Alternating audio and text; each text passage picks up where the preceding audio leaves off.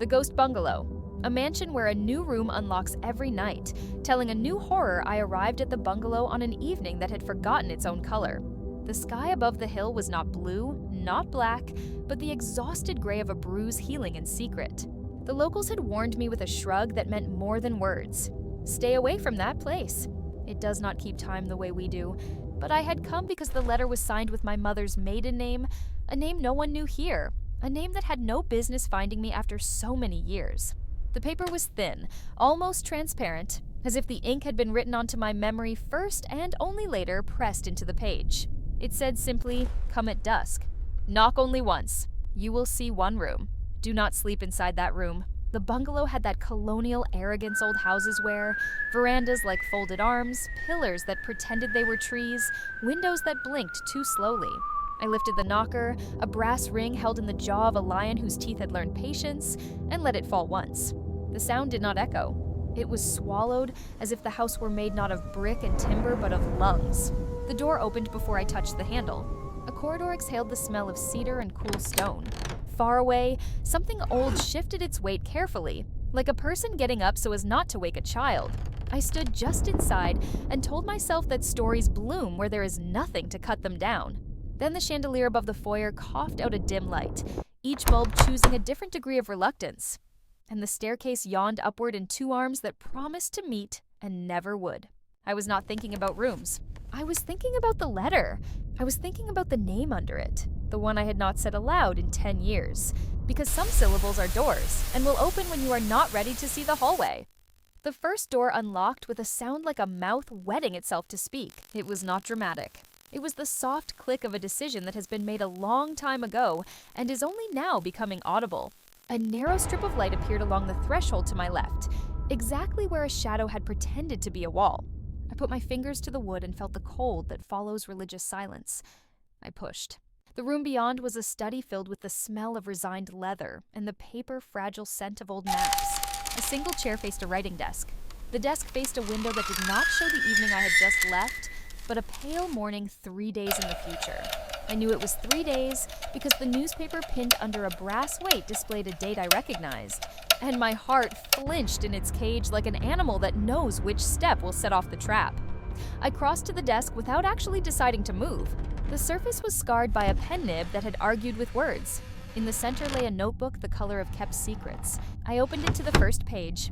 The handwriting was mine. It told the story of a man who arrived at a house on a hill and found a study that smelled of maps. It spoke of a letter signed with a vanished name. It described the exact chair on which I now sat and warned me not to fall asleep while reading. If I did, it promised that the room would keep me until the newspaper's date arrived, and I would wake to find not the house, not the town, not the hill, but the particular morning when all the clocks had been reset without asking me.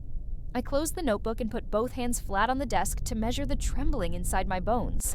The window's light whitened, the future trying to recruit me, and I leaned away.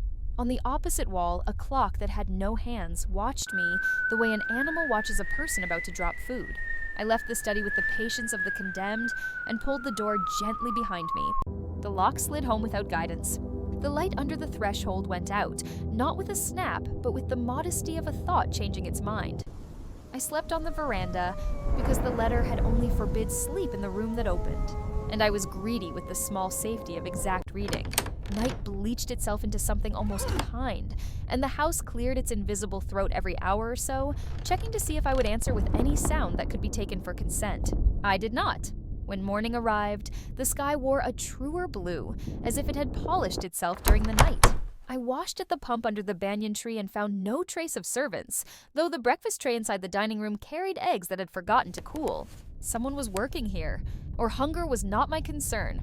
On the second evening, I knocked once, as instructed. The house obliged. Another strip of light appeared, this time on the upper floor.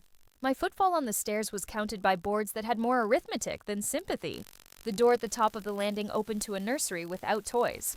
It was not empty. 3 small beds stood in a line like notes in a minor chord. The walls were blue, but not with paint. They were blue with quiet. On the windowsill, a row of smooth stones had been arranged by size, smallest to largest, as if the child who placed them believed growth was a polite cue. Above the beds hung 4 picture frames. 3 bore photographs of children whose faces were too clear to be comfortable, eyes the impossible brightness of a memory that refuses to fade. The 4th frame was empty. The glass was immaculate, the mat clean. A card beneath it carried the word, "Later." I waited for the moment that would explain the horror, the voice under the bed, the teeth in the closet, the lullaby with knives in it. None came. Horror sometimes forgets theater. I noticed instead that the beds had indentations in their pillows, fresh and honest, like heads had left them minutes ago to stand just behind me and measure the room from a different height. I turned. The empty frame reflected my face with a thin delay, as if the glass were a lake and I had thrown a stone. The card below the frame changed by 1 syllable. Now it read, "Soon." I backed to the door without looking away and let the hall claim me. The lock sealed itself with the privacy of breath returning to its owner. On the 3rd evening, the room that opened was a music room in which no one would dare to speak. A piano dozed in the corner, keys covered, a fabric runner lying across it like a quiet apology. A metronome on a side table clicked, though no pendulum swung. It clicked with the divine cruelty of something counting reasons. In a cabinet stood 4 violins with strings unwound, as if the house had given the instruments permission to stop hoping. I lifted the lid of the piano an inch and saw not hammers, and felt but a set of false teeth arranged on a velvet tray.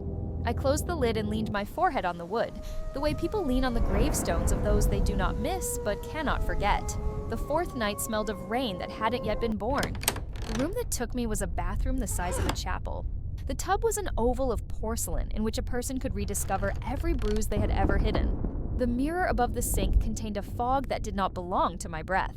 On the counter, 3 shaving brushes drying their patience, a comb with 1 tooth blackened, a folded towel embroidered with a single initial so ornate it refused to be read. The tap turned by itself until water ran in a thread like a vein finding its courage, and somewhere deep in the plumbing, a voice hummed a note that did not belong to any human throat. I pinched the tap shut slowly. When the mirror cleared for a moment's mercy, it showed not my reflection, but my back walking away down the hallway, into a room whose door had not yet unlocked. The 5th night imagined it was summer, even though my calendar refused the lie. The room was a conservatory where plants that should have died thrived on a diet of disciplined sorrow. Vines climbed a trellis with a military fairness that made me want to disobey. A palm in a cracked terracotta pot held a nest in its leaves, and in that nest lay 3 eggs, and on each eggshell a line of writing the size of the vein in a closed eyelid. The first line said, "Break me gently." The second, "There will be milk."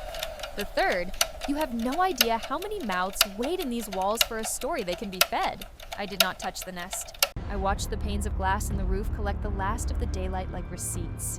I left the room with a thirst that water could not be trusted to answer. I tried to leave the house on the morning of the 6th day. The path down the hill had lost interest in arriving anywhere. It turned back toward the veranda as if reproaching me for an unfair request. The tamarind outside the gate wore a chain at its roots, lightly, the way jewelry sits in a tray before anyone claims it. The town below had shifted its streets the way you shift your body in a dream to avoid a touch you will accept in waking. I stood with my bag and the letter and the bruised blue sky and looked for the part of me that usually insists. It had put a hand on the banister and agreed to count the steps. On the 6th evening, the house pretended kindness.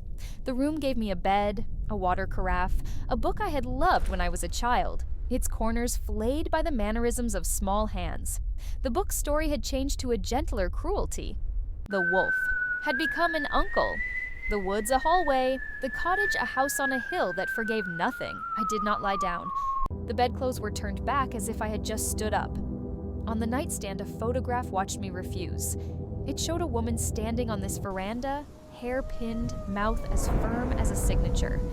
I recognized the line of her jaw. It was the line my mother wore when she endured doctors. The woman in the photograph was not my mother, and that was precisely why I believed the photo. The house never gave me the thing I expected. It gave me the shape of a meaning, and let me pour the meaning in like water into the mold of a hand. By the 7th night, I understood how the rooms worked. They did not display horrors. They recruited them. Each room unlocked something in me that preferred darkness. The reassurance in a closed notebook. The blank comfort of a frame labeled "Later," the calendar smuggling morning into a window. The humming pipes, the eggs engraved with hunger. The rooms waited like hymns. Wait for breath. I decided to disobey. I decided not to knock. It didn't matter. The house knocked for me. The sound came from inside the floor under my chair. The veranda boards rose a fraction, the fraction a tongue, mixed to pronounce a new vowel, and a fissure of light appeared at the skirting. A door I had not known existed opened in the wainscoting and offered a small staircase pointing not up, not down, but inward. I held the banister and descended into a corridor where the walls were closer than a vow. The air had the coolness of a finger laid across a lip. The next door opened as soon as it smelled my skin. What I saw there was only a room if you believed in edges. It carried 3 windows, all the same shape, all revealing different times of day. In the left-hand window, the bungalow sat in full. Noon, pale and honest, a gardener watering a bougainvillea that had decided to forgive its owner. In the middle, the house slept under a violent midnight, stars like fresh wounds that had elected to heal later. In the right-hand window, winter clamped its teeth on the hedge. Frost traced the ironwork with a lover's jealous fingertip. On the far wall, a map of the room spread like ivy. Some shapes glowed faintly. Those were the rooms I had seen. The others were ink without sympathy. When I stepped closer, my breath left smudges in the places I was afraid of. The map accepted the smudges as signatures and marked them with my initial. I could not tell whether this was ownership or confession. On the 8th night, the room was empty except for a table with a tin plate and a glass bell jar. Under the dome sat a scrap of paper, written in the tidy schoolroom hand of someone who had never been scolded. The note said, "Eat nothing here that can remember your mouth." I lifted the bell. The smell that escaped had nothing to do with food. It smelled like a lullaby sung for a child who has already grown and moved away. I replaced the bell, not because I was disciplined, but because my hunger knew it was outmatched. 9th night. The library of prayers. Books without titles, spines bitten by a patience that was not moral, but mineral. I took down a volume and opened to the first page. The words were not in a language the living use. I did not need to understand them to feel their grammar crawl into my throat. I put the book back. It was heavier. 10th. A gallery of mirrors, none of which accepted my reflection without complaint. In one I was older and had chosen kindness more often than I actually had. In another, I was young enough to still be solved by morning. In the largest mirror, the glass corrected me as I watched, eliminating the stoop in my shoulders I thought I had earned.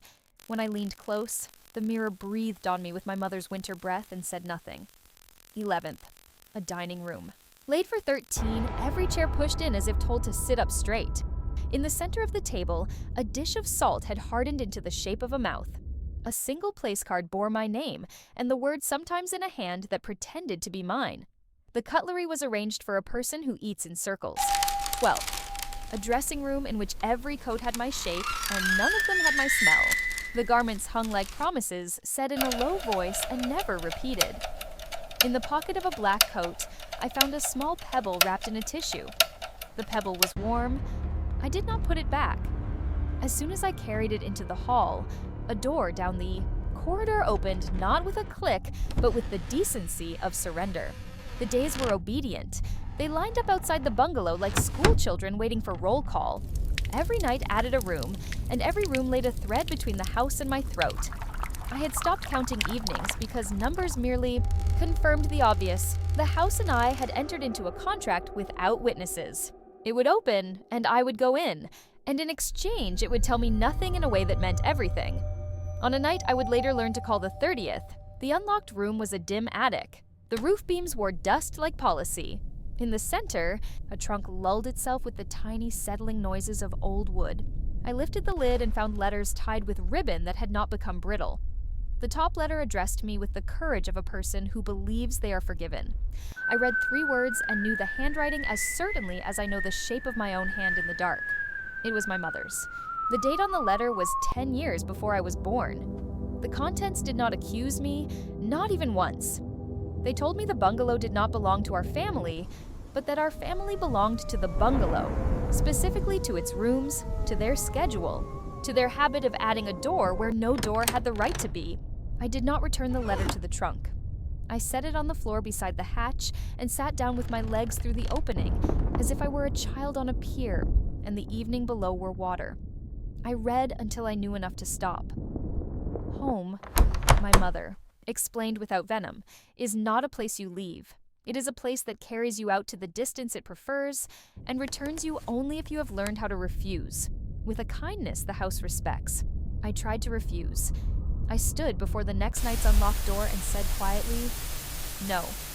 The door opened anyway, not because it did not believe me, but because it had already counted this no among the yeses I would one day claim I never gave. Inside, a bedroom split exactly in half by a line no one had drawn. On the left side, morning. On the right side, night. The bed did not notice the disagreement. It invited me with the modest cruelty of comfort. On the morning side, a canary sang, a note it could not have fetched without someone teaching it the path. On the night side, the window held a moon too round to be earned. I stood in the doorway and committed the terrible sin of thinking I could negotiate. I slept on the floor, against the frame, head in the dark, feet in the light, as if geometry could protect me from choices I would never admit to making.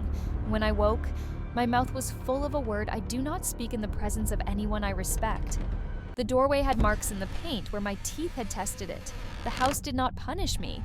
It does not do punishment. It does seasons. It does patience. It does the small art of placing a word where you will trip on it later and apologize for the mess.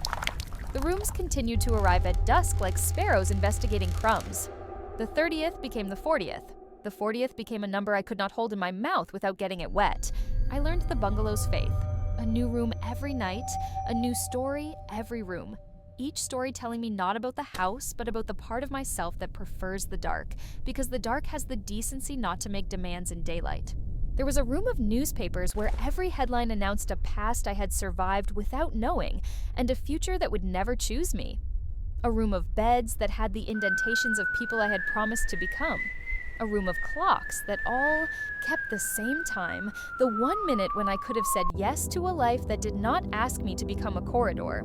A room that contained nothing but a single shoe, its mate missing, a shoelace tied in the competent knot of someone who has learned they will have to untie it alone. A room that taught me how to look at my hands until they became maps of winters. On the night I knew the house would try to finish me, the door opened on a plain white space with a single window and a cot. No photographs, no letters, no mirrors, no instruments pretending to desire. Only a white blanket on a white bed, a white jug beside a white cup, and the white sky beyond the window performing the blankness that comes after the heavy rain of a confession. I stepped to the window and saw the town below arranged as neatly as a lie. People moved like punctuation in sentences they had not written. A child in a red sweater dropped a school bag. A woman in a blue dress steadied a step she did not trust. A man touched his neck where a collar used to irritate him. I watched them long enough to join them in their forgetfulness. When I turned, the bed had learned my shape without my permission. The jug was half empty. I wiped my mouth and did not taste water. I am not naive to endings. They rarely arrive on schedule, and when they do, they claim too much music. The bungalow did neither. On what I think was the 90th night, the number feels ritualistic, therefore suspect, the house gave me a room that was also a front door. The threshold looked onto the veranda where I had slept the first evening. A circle closed not by design, but by fatigue. The letter lay on the wicker chair in that careful way paper lies when someone has read it enough times to wear a path in its fibers. I lifted it. The signature was not my mother's maiden name any longer. It was my own, written forward and backward, as if someone had folded it through the hinge of a mirror. I carried the letter down the steps. The path remembered how to be a path. The gate understood the performance and participated without complaint. The hill let me go. At the foot of the drive, the town had the decency to be exactly as unreliable as it had always been. I walked until my feet remembered what sidewalks do. I slept in a room that did not unlock any others. In the morning, I poured coffee without listening for a corridor to clear its throat. I answered a phone that did not ring. I returned to a life that fitted me like a coat I had forgotten I owned. That is what I tell myself.